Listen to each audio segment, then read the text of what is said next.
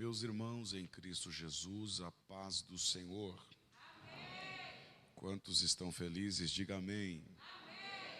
Glória a Jesus. Quero deixar uma palavra ao coração do pastor Adão, por quem nós temos bastante carinho, respeito, admiração.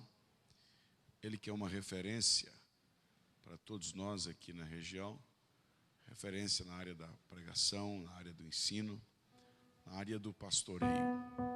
Que as mãos do Senhor continuem estendidas, e eu quero repetir o que já foi dito aqui. Terceira carta do apóstolo Paulo, carta do apóstolo João a Gaio, capítulo 1, verso 2. Amigo, desejo que te vá bem em todas as coisas e que acima de tudo Deus te dê saúde, como é saudável também a sua alma. Que a saúde que o Senhor tem por dentro, na sua alma, venha também refletir na saúde que o Senhor tem por fora. Também rememorar o que já foi dito aqui, Salmo 37, verso 23. Os passos de um homem bom são confirmados pelo Senhor. Interessante que a confirmação não vem antes. A confirmação vem depois. Ou seja, nem sempre Deus vai dizer ao Senhor qual caminho o Senhor deve ir, qual passo o Senhor deve dar. Haverá momentos que a confirmação não vai vir antes, vai vir depois. Deus está dizendo: para onde você for, eu vou contigo. Onde você colocar a mão, eu coloco a minha depois. E tudo que você fizer, eu confirmo. E o meu nome será glorificado na sua vida e no seu ministério. Agradecer a pastora Ruth, sua esposa. Obrigado pelo convite. Minha família e eu estamos sentindo, mais uma vez, muito honrado pelo privilégio de estar aqui com os irmãos, poder falar a palavra de Deus nessa oportunidade tão especial. Agradecer ao pastor Dário. Deus abençoe sua esposa. Já vamos agendar ali, né? Jardim Oásis. Estaremos lá, vai ser uma bênção. Abra comigo a sua Bíblia em Salmos, de número 23. Salmo mais lido, mais lindo, mais conhecido e mais amado. Salmos, de número 23, do verso 1 ao verso 6, para a nossa breve reflexão.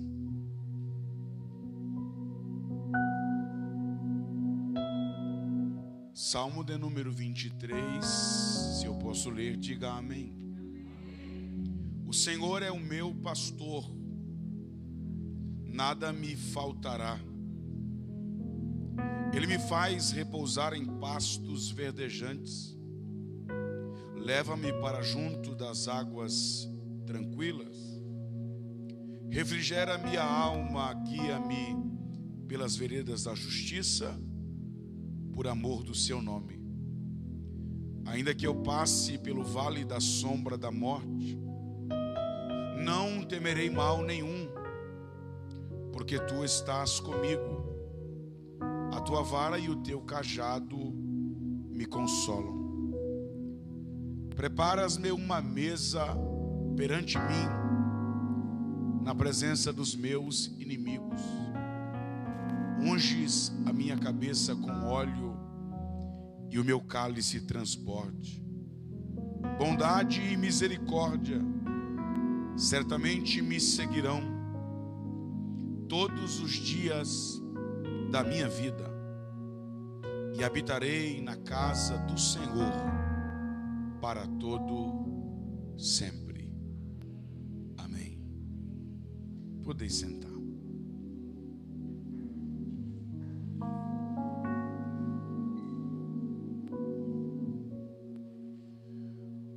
O texto que nós acabamos de fazer menção está inserido no livro dos Salmos. O livro dos Salmos é uma compilação de 5 inários judaicos. Se não fosse feita essa compilação, teríamos na Bíblia o primeiro livro dos Salmos, o segundo livro dos Salmos, o terceiro livro dos Salmos, o quarto e o quinto livro dos Salmos. Mas depois que foi feita essa compilação dos 5 inários judaicos, o livro dos Salmos tornou-se o maior livro de toda a Bíblia Sagrada, contendo 150 capítulos ou 150 números. E o texto que nós lemos trata-se de um salmo de Davi, inserido no primeiro livro dos Salmos. O salmo de número 23 é o salmo mais conhecido da Bíblia. O salmo de número 23 é mais conhecido do que a Bíblia. O salmo 23 é mais conhecido do que o nome de Jesus. Muita gente conhece o salmo do pastor, mas nem todo mundo conhece o pastor do salmo. Mas o fato é que todo salmo tem uma história, todo salmo tem um contexto, todo salmo tem uma circunstância que inspirou o autor a compor aquele salmo, aquele hino, aquela poesia. Quando Davi iniciou o seu reinado, ele teve que enfrentar os filisteus 2 vezes no mesmo dia. Deus lhe deu vitória pela manhã e Deus lhe deu vitória pela tarde. E ao cabo daquele dia, dentro da sua carruagem, voltando para casa, Davi escreve o Salmo 124. Se não fosse o Senhor, ora diga a Israel, não fosse o Senhor que estiver ao nosso lado, quando os homens se levantaram contra nós, teríamos sido engolidos vivos, quando a sua fúria se acendeu contra nós. Bendito é o Senhor, que não nos deu por presa aos nossos inimigos, salvou a nossa alma, como um pássaro do laço do passarinheiro. O laço quebrou e nós escapamos. Bendito seja o nome do Senhor. Outra feita, quando Davi estava fugindo do seu próprio filho Absalão, que queria matá-lo, para tomar o trono de Israel no lugar de seu pai, ele escreve o Salmo de número 3. Como se tem multiplicado os meus adversários. O meu inimigo estava dentro da minha casa. Deitei, dormi e acordei, porque o Senhor me sustentou. Quando Davi pecou gravemente diante do Senhor, adulterando com Betseba e mandando matar o seu marido Urias, ao ser repreendido por Natã, 1 ano depois do seu pecado, ele escreve o Salmo 51. Compadece-te de mim, ó Deus, segundo a tua misericórdia. Apaga as minhas transgressões, lava-me completamente da minha iniquidade, purifica-me do meu pecado. Porque eu conheço as minhas transgressões, o meu pecado está sempre diante de mim. Pequei contra ti somente. Eu nasci na iniquidade, em pecado me concebeu a minha mãe. Não me repuses da sua presença, e nem tires de mim o teu Espírito Santo. Cria em mim, ó Deus, um coração puro e um espírito quebrantado. De maneira, queridos, que cada salmo tem um contexto, cada salmo tem uma história por trás dele, cada história tem uma circunstância que inspirou o autor a compor aquela poesia. E a pergunta é: qual é o contexto histórico do Salmo 23? Por que Davi o escreveu? quando Davi o escreveu, aonde Davi o escreveu, e quais foram as circunstâncias que inspiraram Davi a compor o salmo mais lindo, mais amado e mais conhecido da Bíblia Sagrada. Não há outra passagem mais suprema em beleza do que o salmo de número 23. O que teria inspirado Davi a escrever este salmo? Qual a história por trás de cada verso do salmo de número 23? Há quem pense que quando Davi escreveu o salmo 23, ele não passava de um pastorzinho de ovelhas, com um cajado na mão, assentado em uma pedra, diante de um ribeiro de águas cristalinas, apacentando as ovelhas de seu papai, quando ele escreve o salmo 23. Mas a grande verdade é que os maiores hinos e poesias não foram escritos em momentos de bonança. Os mais lindos hinos e poesias foram escritos em momentos de tribulações. A pergunta é: qual o contexto histórico do Salmo 23? Ora, o Salmo de número 23 está contextualizado com o primeiro livro do profeta Samuel, capítulo 18, a partir do verso 8. Pastor, qual é a história do Salmo 23? Eu vou contar para você em poucos minutos. Saul queria a morte de Davi, porque Davi havia sido ungido rei de Israel, e humildemente Davi aceitou essa responsabilidade, ainda que estava disposto a esperar o tempo e a hora certa. Saul então nomeou Davi como capitão de 1000 soldados do exército de Israel. A essa altura Davi já era casado com Mical, filha do rei Saul. E o texto diz que Saul enviou Davi para a guerra contra os filisteus. O objetivo de Saul era que Davi morresse na guerra, nas mãos dos inimigos filisteus. Mas o plano deu errado. Davi venceu os filisteus. Os filisteus fugiram diante de Davi. Davi voltou desta guerra, assentou-se em seu banquinho, pegou a sua harpa e preparou-se para compor mais um salmo. Depois de mais uma vitória, depois de mais uma guerra, como lhe era costume. E enquanto Davi dedilhava a harpa, a Bíblia diz que Saul ficou possesso de um espírito maligno. Ele tinha na sua mão uma lança, e ele projeta aquela lança na direção de Davi, a fim de cravar Davi na parede. Porém Davi, muito ágil, se desvia da lança de Saul, e a Bíblia diz que a lança cravou-se-lhe na parede. Davi então, mais do que depressa, fugiu da presença de Saul, para não morrer a fio de sua espada. Porém a Bíblia diz que Saul mandou mensageiros a fim de cercar e vigiar a casa de Davi, para que na sua cama Saul matasse Davi pela manhã.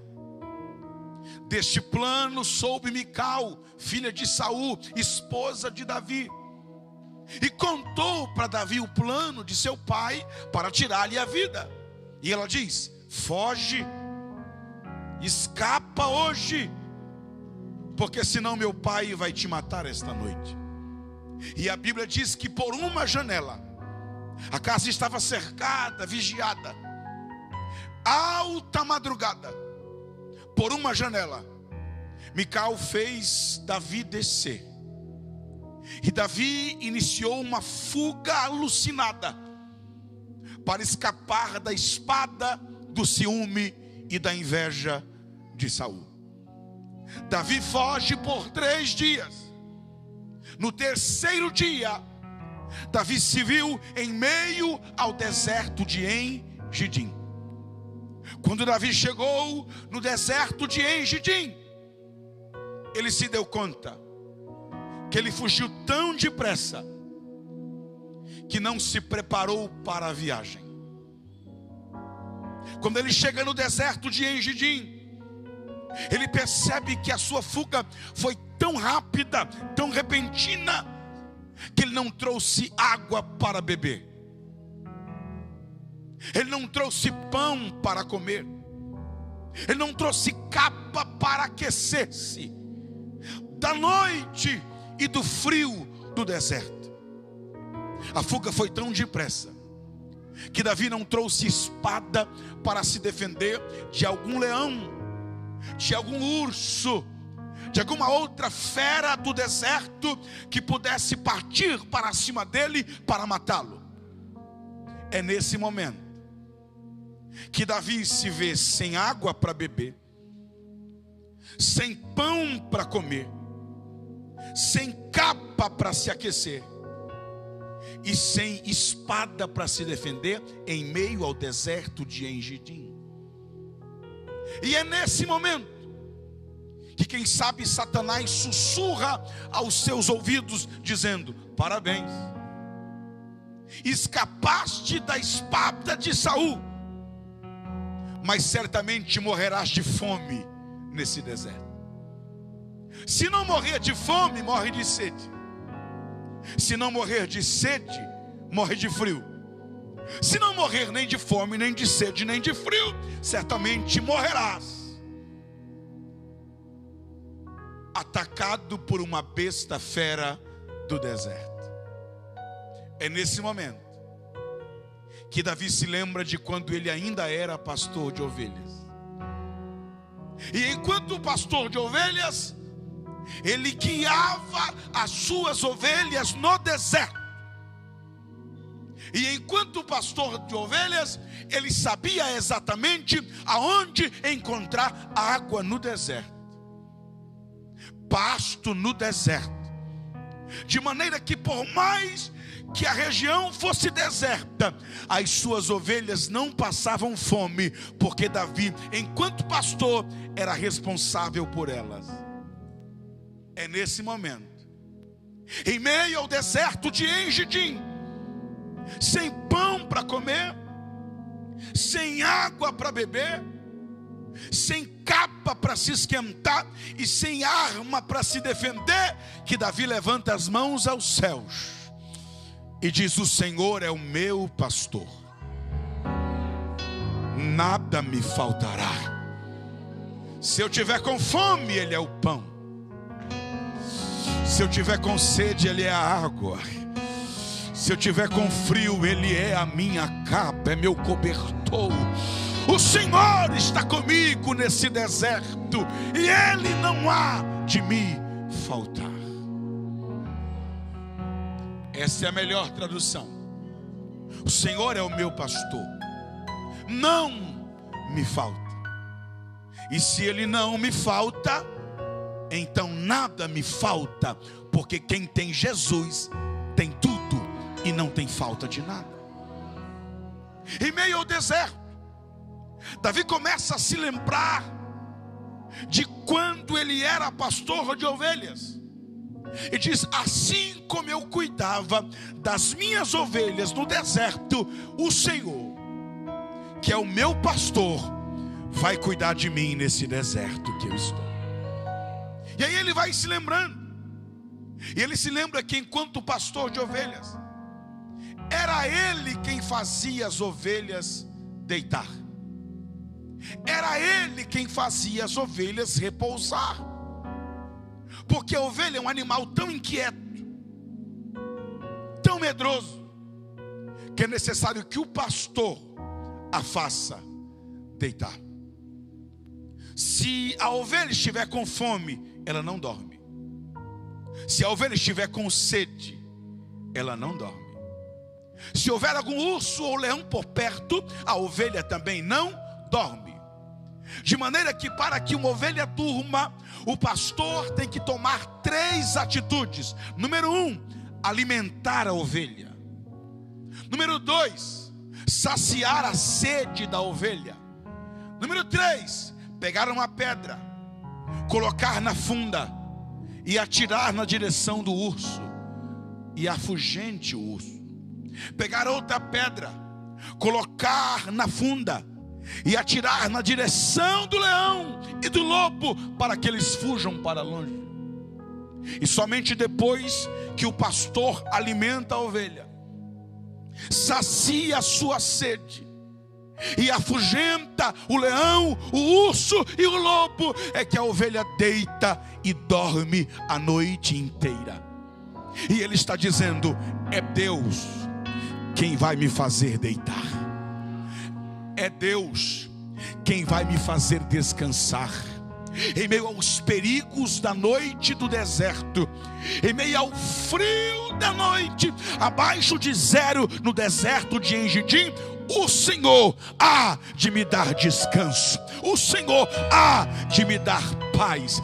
Ei, a cama é você que compra, o colchão é você que compra, o cobertor é você que compra, o lençol é você que compra, o ar-condicionado é você que compra, o travesseiro é você que compra, mas o sono quem dá é Deus, a paz quem dá é Deus, o descanso quem dá é Deus. E Deus me trouxe aqui para te dizer: em meio aos desertos da vida, Deus vai te fazer deitar, Deus vai te fazer descansar. Deixa eu ver quem está recebendo descanso da parte de Deus. Ele me faz deitar, Ele me faz repousar em pastos verdejantes, leva-me para junto das águas tranquilas. Ei, Davi está se lembrando que enquanto pastor de ovelhas, era ele quem levava as ovelhas para saciar a sua sede em rios de águas tranquilas. Por que de águas tranquilas? É simples, porque todo rio tem um leito de barro, e quando a água é agitada, o barro sobe e suja a água. E a ovelha não pode beber água suja, porque quando a ovelha bebe água suja, lá dentro dela vai nascer um vermezinho. E esse vermezinho vai matá-la por dentro, adoecê-la por dentro, devorá-la por dentro. E pasme os senhores, se assustem as senhoras, o maior inimigo da ovelha não é o leão, não é o urso, não é o lobo. O maior, por incrível que pareça, é até um paradoxo, o maior inimigo da ovelha é o verme. Por quê? Porque o leão age de fora para dentro, o urso de fora para dentro, o lobo de fora para dentro, mas o verme, ele age de dentro para fora. O nosso maior inimigo, o maior inimigo da ovelha não é o leão, não é o urso, não é o lobo, não é o diabo, não é o feiticeiro, não é o macumbeiro. Macumba não pega em crente, olho gordo não pega em crente. O maior inimigo do crente é o verme do eu, do orgulho, do eu posso, do eu tenho, do eu faço. Isso é água suja, mas Deus tem água limpa para você aqui hoje. Rios de águas tranquilas. Quando a água é tranquila, por mais que o leito seja de barro, o barro não contamina a água. Ei, ovelha não bebe água suja, ovelha só bebe água limpa. Ei, estamos vivendo a era dos desigrejados. Congrega onde? Igreja Cristo em Casa. E quem é o seu pastor? É o YouTube. E o que tem de água suja no YouTube. Mas todo culto de ensino tem um pastor te dando água limpa aqui nesse altar. E são essas águas limpas, esse evangelho puro que é pregado aqui, que tem mantido a sua alma saudável. Porque água suja adoece, água limpa dá vida, sustenta a vida e dá saúde à vida. Ele me leva para junto das águas tranquilas. Verso 3: refrigera minha alma. Ei, ir à igreja é como ir a um restaurante. A diferença é que no restaurante você alimenta o corpo, na igreja você alimenta a alma. Ir à igreja é como ir a um hospital. A diferença é que no hospital você cuida do corpo, na igreja você cuida da alma e do espírito. E o cirurgião geral já está presente aqui. O seu nome é Doutor Emanuel Rocha. O Deus conosco está aqui, a pedra principal da igreja. Aleluia. Aí ele diz: refrigera a minha alma. O pastor, ele é um médico de alma. Foi lido aqui e eu gostei. São merecedores de redobrada honra os presbíteros. Presbíteros eram os pastores regionais, os pastores de campo, os pastores presidentes de uma cidade, de uma região, os presbíteros que presidem bem, principalmente os que trabalham na palavra. Diga aí que pastor não trabalha. Pastor é o que mais trabalha. Ele é médico, ele é advogado, ele é juiz, ele é psicólogo, ele é engenheiro, ele é arquiteto.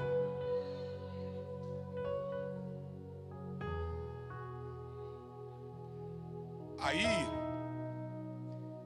é um exame que sai e o médico olha e diz assim: mas você é tão novo. É que eu sou pastor. É uma ruga que nasce antes da hora. Se bem que o pastor está bem, né? Mas você é tão novo. É que eu sou pastor. Refrigera a minha alma.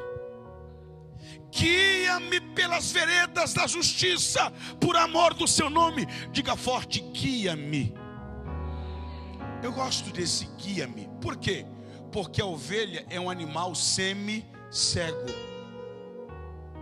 A ovelha é um animal míope. Ela não enxerga de longe. Ela enxerga muito pouco de perto. Mas o texto diz: guia-me.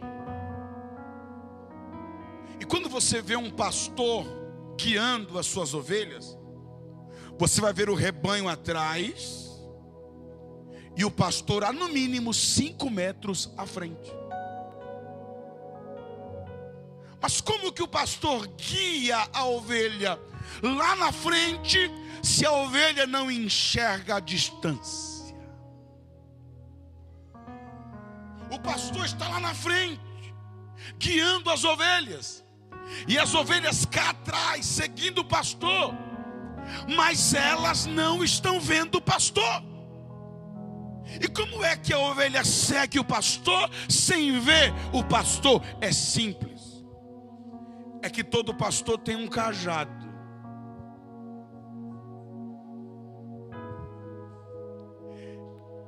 Para que serve o cajado? Para bater na ovelha? Não. Para espancar o lobo? Não. Para resgatar a ovelha? Pode ser. mas não é a principal finalidade do cajado. Pastor, qual a principal finalidade do cajado? Bater no chão.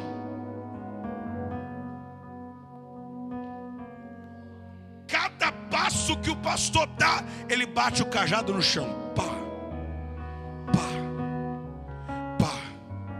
E daí? E daí que a ovelha está lá atrás. A ovelha não enxerga bem, mas ela tem um ouvido.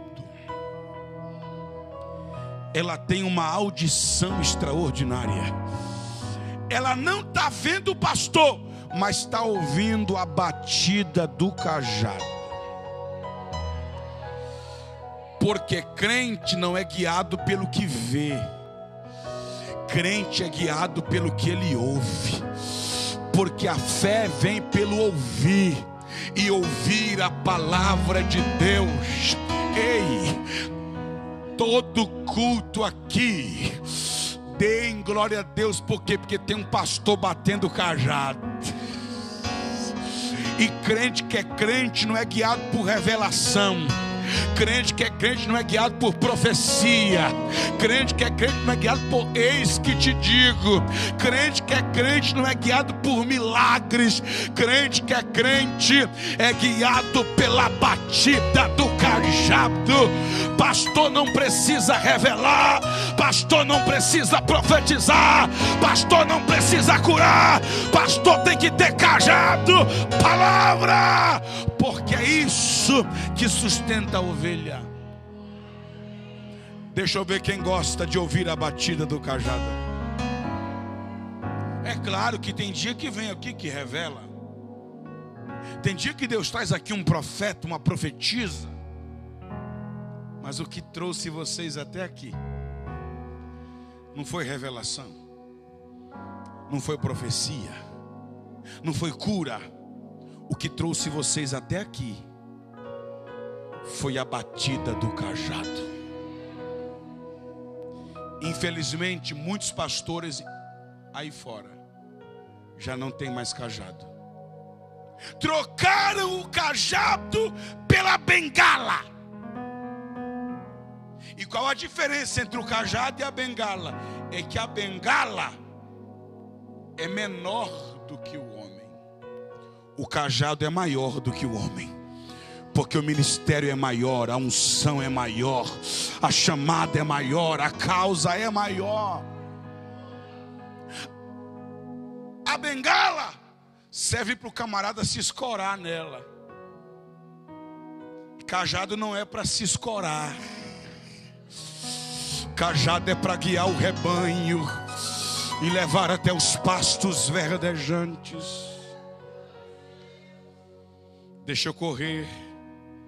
Eu preciso encerrar. No 4 ele diz ainda que eu passe pelo vale da sombra da morte. Não temerei mal algum.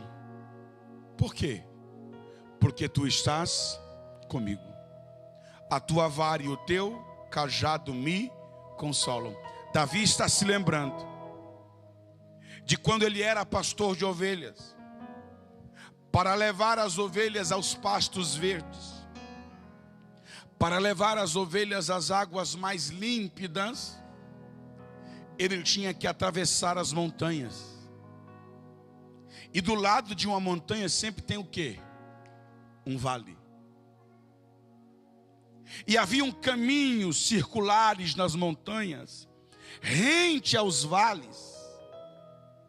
E estes caminhos, pastor Adão, eram muitíssimo estreitos, de maneira que não dava para passar duas ovelhas, tinha que ser uma só, de tão estreito que era. O que Davi fazia quando chegava na parte mais estreita do penhasco? Ele deixava as ovelhas em segurança do lado de cá e ia atravessando uma por uma por lado de lá. As ovelhas não passavam com as outras ovelhas, mas o pastor passava com a ovelha. Pastor, mas não era estreito? Era. A ovelha ia na frente e Davi ia atrás.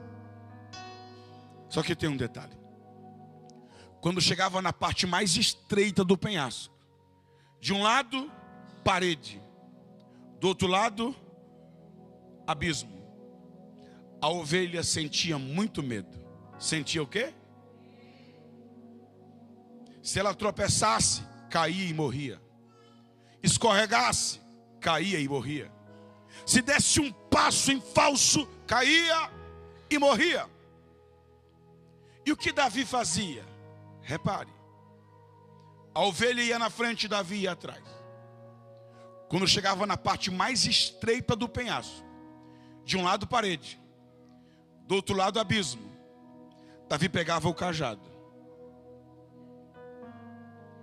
Davi pegava a vara e colocava na costela da ovelha e imprensava ela na parede do penhasco. De um lado, parede, do outro lado, abismo, mas o pastor colocou o cajado. Quando a ovelha sentia o cajado aqui, ó, doía, incomodava, mas ela sentia uma segurança extraordinária, um conforto, um consolo tremendo. Por quê? Porque ela sabia que não iria cair. Ainda que ela tropeçasse, o pastor segurava com a vara. Ainda que ela escorregasse, o pastor segurava com a vara. Ainda que ela desse um passo em falso, ela não caía. Por quê? Porque o pastor segurava com a vara. Foi por isso que Davi disse: ainda que eu passe pelo vale da sombra da morte, não temerei mal algum. Por quê? Porque tu estás comigo, a tua vara e o teu cajado me consolam. A tua palavra é a minha segurança, é o meu consolo e é a garantia de que eu não vou cair. E ainda que eu tropece, eu não vou cair, mas eu vou chegar do outro lado. Ei! Sabe aquelas vezes que você veio aqui, sentou nessas poltronas e ouviu aquela mensagem dura, aquela repreensão, aquele texto que você não queria ouvir? Aquilo ali era cajado na costela. Doeu. Você foi para casa torto? Foi. Ficou chateado com o pastor por uns dias? Ficou. Achou a mensagem dura? Achou. Mas foi isso que te fez atravessar o penhasco e chegar do outro lado. Aleluia. A tua vara e o teu cajado me consolam. Ei, talvez eu estou pregando para alguém que está atravessando o vale, o penhasco. Fica tranquilo. Seu pastor tem cajado. E é o cajado que vai te dar a segurança para você atravessar esse penhasco. E sabe o que é tremendo? É que depois do penhasco tem pastos verdes. Depois do penhasco tem águas tranquilas. Ninguém vai chegar nos pastos verdes e nas águas tranquilas sem antes passar pelo vale, sem antes passar pelo penhasco. Mas fica tranquilo, depois do penhasco tem pasto verde. Depois do penhasco tem águas tranquilas. Depois do penhasco tem vitória, tem alegria, tem sucesso. O choro pode durar uma noite, mas a alegria virá ao amanhecer. Só quem crê que depois desse vale tem vitória para a sua vida, tem pastos verdes, tem águas tranquilas. E ele finaliza, versos 5 e 6, dizendo: prepara uma mesa para mim na presença dos meus inimigos. Olhe para cá. Davi estava se lembrando que enquanto pastor de ovelhas, quando ele encontrava um pasto muito verde, muito bom, muito fresco, ele não levava as ovelhas de primeiro. Ele primeiro ia na frente. Para quê, pastor? Para analisar a segurança do pasto. O que adianta o pasto ser bom, porém perigoso? Aí Davi deixava as ovelhas em um redil, ia na frente para ver se o pasto era seguro. Quando Davi chegava no pasto, ele via que o pasto era verde, era fresco e era bom. Mas espera aí, tem uma caverna. O que será que tem dentro dessa caverna? Davi não podia trazer as ovelhas para um pasto e rente ao pasto ter uma caverna sem saber o que tem dentro da caverna. O que Davi fazia, pastor? Primeiro, Davi banhava-se nas águas para tirar o cheiro, o odor. Segundo, Davi chegava na boca da caverna e olhava lá para dentro para ver o que tinha dentro da caverna. De repente, isso era muito comum, Davi percebia que o pasto era bom, mas dentro da caverna tinha lobos. E agora? O pasto é bom, mas tem caverna, e dentro da caverna tem lobos. E todo mundo sabe que lobo devora a ovelha. O que Davi fazia? Levava as ovelhas para outro pasto? Não. Pastor, mas tem uma caverna, a caverna está cheia de lobos. O que Davi fazia? É simples. Davi pegava pedras e ia colocando na boca da caverna.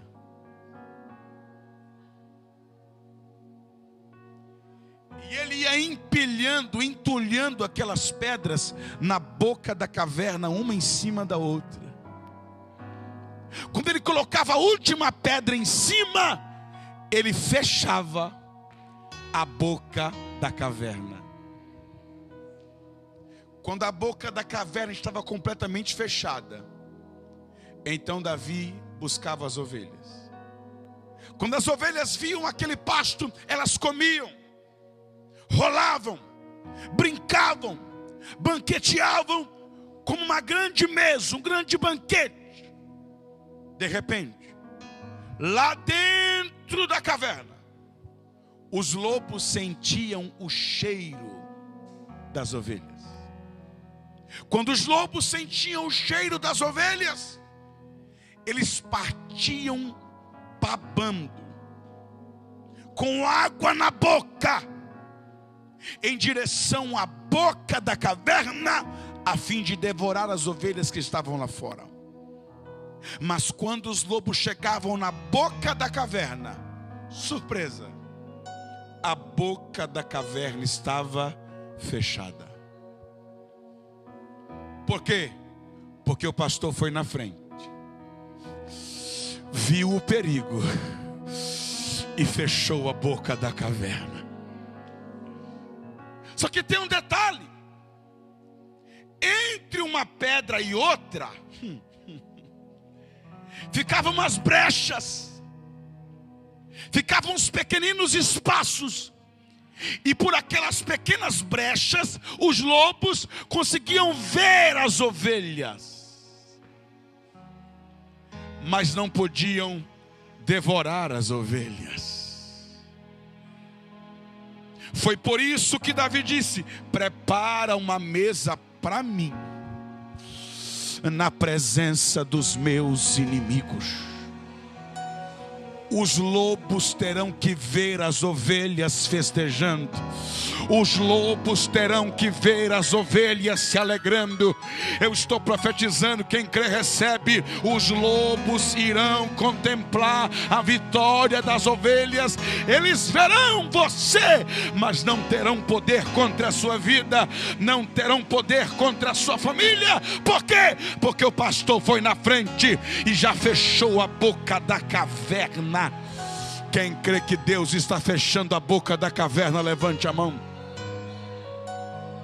Diga para alguém do seu lado, diga assim: Deus está fechando a boca da caverna. Enquanto você está aqui, lá fora está cheia de cavernas. Vou repetir: enquanto você está aqui, lá fora, no mundo espiritual, há muitas cavernas. E dentro dessas cavernas, muitos lobos, demônios, rugindo como leão, para tragar famílias, casamentos, ministérios, chamadas.